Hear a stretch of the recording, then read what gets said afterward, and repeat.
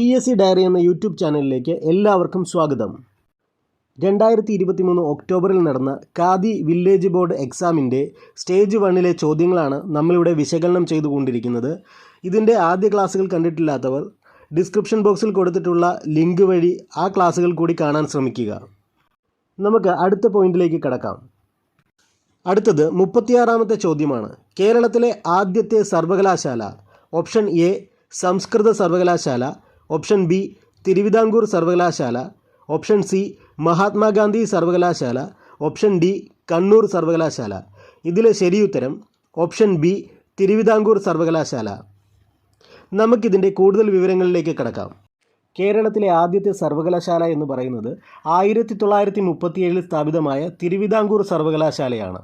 തിരുവിതാംകൂർ സർവകലാശാലയുടെ ആദ്യത്തെ ചാൻസലർ ശ്രീ ചിത്തിര തിരുനാൾ ബാലരാമവർമ്മയും ആദ്യത്തെ vice chancellor sir CP Ramaswami അയ്യരുമായിരുന്നു. 1937 സ്ഥാപിതമായ തിരുവിതാംകൂർ സർവകലാശാല 1957 കേരള സർവകലാശാലയായി മാറി. കേരള സർവകലാശാലയായി മാറിയതിനു ശേഷമുള്ള ആദ്യത്തെ vice chancellor doctor John Mathai ആയിരുന്നു. ഇത്രയും വിവരങ്ങൾ ഒന്നുകൂടി നോക്കാം.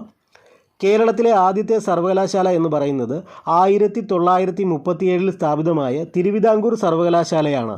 തിരുവിതാംകൂർ സർവകലാശാലയുടെ ആദ്യത്തെ ചാൻസലർ ശ്രീ ചിത്തിര തിരുനാൾ ബാലരാമവർമ്മയും ആദ്യത്തെ vice chancellor sir CP Ramaswami അയ്യരുമായിരുന്നു.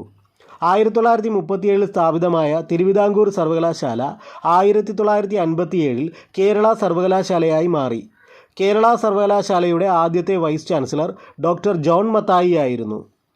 കേരളത്തിലെ സർവകലാശാലകളുടെ ചാൻസലർ ഗവർണറാണ്. ഇത് അറിഞ്ഞിരിക്കുക. കേരളത്തിലെ സർവകലാശാലകളുടെ ചാൻസലർ എപ്പോഴും ഗവർണറാണ്. ഇപ്പോൾ സർവകലാശാലകളുടെ വൈസ് ചാൻസലർ നിയമനവും ഗവർണറുമായി ബന്ധപ്പെട്ട വിഷയങ്ങളൊക്കെ നടക്കുന്നത് കൊണ്ട് തന്നെ ഇത് ആനുകാലിക പ്രാധാന്യമുള്ളൊരു വിഷയമാണ്. അതുകൊണ്ട് ഇത് നമ്മൾ അറിഞ്ഞിരിക്കുക. 1993 സംസ്കൃത സർവകലാശാല സ്ഥാപിതമാകുന്നത്. ഈ സർവകലാശാലയുടെ മുഴുവൻ പേര് ശ്രീ ശങ്കരാചാര്യ സംസ്കൃത സർവകലാശാല എന്നാണ്. ഇതിൻ്റെ ആസ്ഥാനം എറണാകുളം ജില്ലയിലെ കാലടിയാണ്. ഒരു മലയാളിയുടെ പേരിൽ അറിയപ്പെട്ട ആദ്യത്തെ സർവകലാശാലയാണ് ശ്രീ ശങ്കരാചാര്യ സംസ്കൃത സർവകലാശാല. ഒന്നുകൂടി നോക്കാം. സംസ്കൃത സർവകലാശാല സ്ഥാപിതമാകുന്നത് 1993 ഇതിൻ്റെ മുഴുവൻ പേര് ശ്രീ ശങ്കരാചാര്യ സംസ്കൃത സർവകലാശാല എന്നാണ്.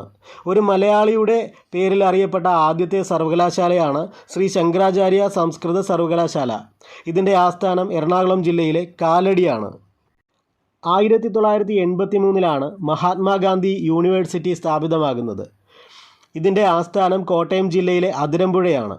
ഒരു വ്യക്തിയുടെ പേരിൽ അറിയപ്പെട്ട കേരളത്തിലെ ആദ്യ സർവകലാശാലയാണ് മഹാത്മാഗാന്ധി സർവകലാശാല. ഒന്നുകൂടി നോക്കാം. 1983 മഹാത്മാഗാന്ധി സർവകലാശാല അഥവാ MG യൂണിവേഴ്സിറ്റി സ്ഥാപിതമാകുന്നത്. ഇതിൻ്റെ ഹെഡ് ക്വാർട്ടർ കോട്ടയം ജില്ലയിലെ അതിരമ്പുഴയാണ്. ഒരു വ്യക്തിയുടെ പേരിൽ അറിയപ്പെട്ട കേരളത്തിലെ ആദ്യത്തെ സർവകലാശാലയാണ് മഹാത്മാഗാന്ധി സർവകലാശാല. 1996 കണ്ണൂർ സർവകലാശാല സ്ഥാപിതമാകുന്നത്. ഇതിൻ്റെ ഹെഡ് ക്വാർട്ടർ കണ്ണൂർ ജില്ലയിലെ തവക്കര എന്ന സ്ഥലമാണ്. 1996 കണ്ണൂർ സർവകലാശാല രൂപീകൃതമാകുന്നത്. ഇതിൻ്റെ ഹെഡ് ക്വാർട്ടർ കണ്ണൂർ ജില്ലയിലെ തവക്കര എന്ന സ്ഥലമാണ്. അടുത്ത് നടക്കാൻ പോകുന്ന PSC പരീക്ഷകൾക്കായുള്ള ഫ്രീ ഓൺലൈൻ കോച്ചിങ്ങിനും റാങ്ക് മേക്കിംഗ് ആയിട്ടുള്ള സ്റ്റഡി മെറ്റീരിയലുകൾക്കും previous year question, model questions അതുപോലെ കറണ്ട് അഫയേഴ്സ് PDF-നുമായി ഡിസ്ക്രിപ്ഷൻ ബോക്സിൽ കൊടുത്തിട്ടുള്ള ടെലഗ്രാം ലിങ്ക് വഴി ചാനലിൽ ജോയിൻ ചെയ്യുക. വാട്സാപ്പ് ഗ്രൂപ്പിൽ അംഗമാകുവാൻ തന്നിട്ടുള്ള നമ്പറിലേക്ക് ആഡ് മീ എന്ന് റിക്വസ്റ്റ് അയക്കുക. 37ാമത്തെ ചോദ്യമാണ്. കേരള ഗാന്ധി എന്നറിയപ്പെടുന്നത്. Option A K Kelappan, option B E Moidu Maulavi, option C P Krishna Pillai, option D K Madhavan. ഇതിൻ്റെ ശരിയുത്തരം option A K Kelappan. Kerala Gandhi എന്നറിയപ്പെടുന്നത് K കേളപ്പനാണ്. കേരളത്തിലെ ആദ്യത്തെ കമ്മ്യൂണിസ്റ്റ് എന്നറിയപ്പെടുന്നത് P കൃഷ്ണപിള്ളയാണ്. സഖാവ് എന്നാദ്യമായി അറിയപ്പെട്ട വ്യക്തി P കൃഷ്ണപിള്ളയാണ്. ഗുരുവായൂർ അമ്പലത്തിലെ അമ്പലമണി മുഴക്കിയ ആദ്യ അബ്രാഹ്മണനാണ് P കൃഷ്ണപിള്ള. ഒന്നുകൂടി നോക്കാം. കേരളത്തിലെ ആദ്യത്തെ കമ്മ്യൂണിസ്റ്റ്, സഖാവ് എന്നാദ്യമായി അറിയപ്പെട്ട വ്യക്തി, ഗുരുവായൂർ അമ്പലത്തിലെ അമ്പലമണി മുഴക്കിയ ആദ്യ അബ്രാഹ്മണൻ, ഇതൊക്കെ P കൃഷ്ണപിള്ളയാണ്. നമുക്ക് അടുത്ത ചോദ്യം നോക്കാം. 38ാമത്തെ ചോദ്യം. വേദാധികാര നിരൂപണം പ്രാചീന മലയാളം എന്നീ കൃതികളുടെ രചയിതാവായ സാമൂഹ്യ പരിഷ്കർത്താവ്?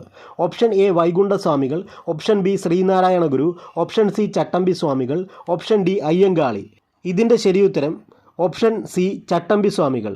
വേദാധികാര നിരൂപണം, പ്രാചീന മലയാളം എന്നീ കൃതികൾ ചട്ടമ്പി സ്വാമികളുടേതാണ്. ഇത് ചട്ടമ്പി സ്വാമികളുമായി ബന്ധപ്പെട്ട് സ്ഥിരമായി ചോദിക്കുന്ന പുസ്തകങ്ങളാണ് വേദാധികാര നിരൂപണം, പ്രാചീന മലയാളം എന്നിവ. അഖിലത്തിരട്ട് അരുൾനൂൽ എന്നീ കൃതികൾ വൈകുണ്ഠസ്വാമികളുടേതാണ്. ഇത് മിക്കവാറും സ്ഥിരമായി ചോദിച്ചു കാണാറുള്ള രണ്ട് പുസ്തകങ്ങളാണ് അഖിലത്തിരട്ട് അരുൾനൂൽ എന്നിവ. അതുപോലെ ശ്രീനാരായണ ഗുരുവുമായി ബന്ധപ്പെട്ട് സ്ഥിരമായി ചോദിക്കുന്ന പുസ്തകങ്ങളാണ് ആത്മോപദേശ ശതകം, ദൈവദശകം, ദർശനമാല, ശിവശതകം എന്നിവ. അപ്പോൾ ഇതൊന്നുകൂടെ നോക്കാം.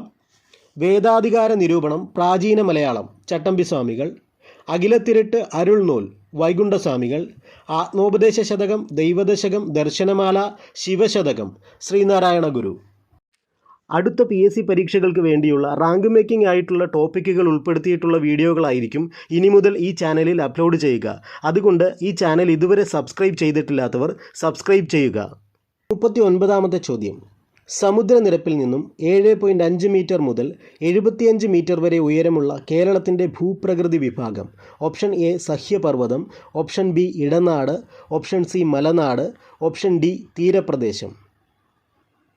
ഇതിൻ്റെ ശരിയുത്തരം ഓപ്ഷൻ ബി ഇടനാട്. ഇത് 5ാം ക്ലാസ്സിലെ കേരളക്കരയിൽ എന്നുള്ള 10ാമത്തെ ചാപ്റ്ററിൽ നിന്നെടുത്തിട്ടുള്ളൊരു ചോദ്യമാണ്.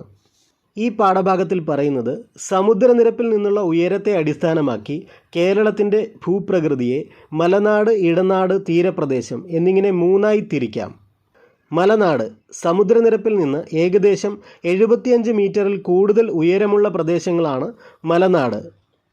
പ്രധാനമായും പർവ്വതങ്ങൾ ഉൾപ്പെടുന്ന ഭൂപ്രകൃതി വിഭാഗമാണ് മലനാട്. ഇടനാട് സമുദ്രനിരപ്പിൽ നിന്നും 7.5 മീറ്റർ മുതൽ 75 മീറ്റർ വരെ ഉയരമുള്ള ഭൂപ്രദേശങ്ങളാണ് ഇടനാട്.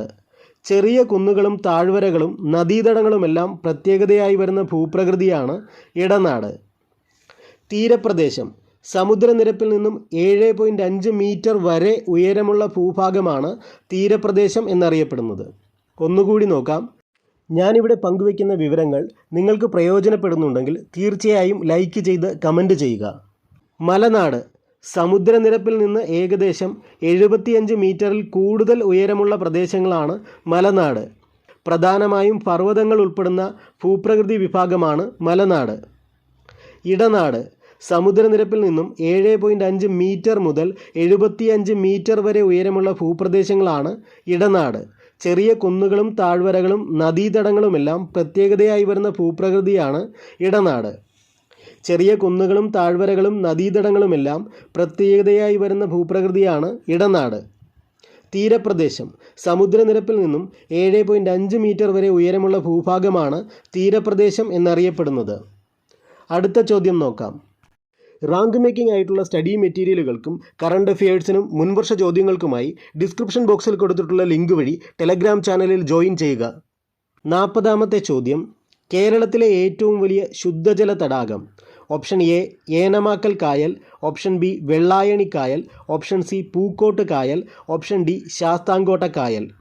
ഇതിൻ്റെ ശരിയുത്തരം ഓപ്ഷൻ ഡി ശാസ്താംകോട്ട കായൽ. കേരളത്തിലെ ഏറ്റവും വലിയ ശുദ്ധജല തടാകമാണ് ശാസ്താംകോട്ട കായൽ. ഇത് കൊല്ലം ജില്ലയിലാണ്.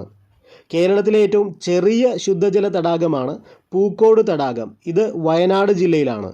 കേരളത്തിലെ ഏറ്റവും വലിയ ശുദ്ധജല തടാകം ശാസ്താംകോട്ട കായൽ. കേരളത്തിലെ ഏറ്റവും ചെറിയ ശുദ്ധജല തടാകം പൂക്കോട് തടാകം. കേരളത്തിലെ ഏറ്റവും തെക്കേയറ്റത്തെ ശുദ്ധജല തടാകമാണ് വെള്ളായണി കായൽ. ഏനമാക്കൽ കായൽ തൃശ്ശൂർ ജില്ലയിലാണ്. കേരളത്തിലെ ഏറ്റവും തെക്കേയറ്റത്തെ ശുദ്ധജല തടാകമാണ് വെള്ളായണി കായൽ.